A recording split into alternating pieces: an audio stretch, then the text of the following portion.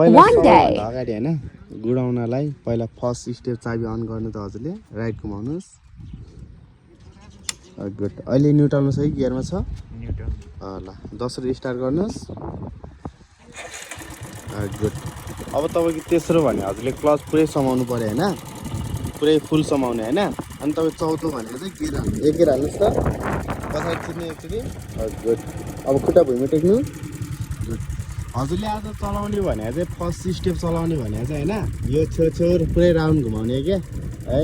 अनि तपाईँको दोस्रो भने चाहिँ दुईटै खुट्टा भुइँमा टेक्दै चलाउने के किन भन्दाखेरि अब तपाईँले अहिलेसम्म स्कुटर साइकलहरू केही चलाएको छैन भने त हैन फर्स्ट स्टेप पहिला फर्स्ट टाइम त गाह्रो हुन्छ नि हैन त्यही भएर आज चाहिँ तपाईँले दुईटै खुट्टा भुइँमा टेक्दै बिस्तारै चलाउने है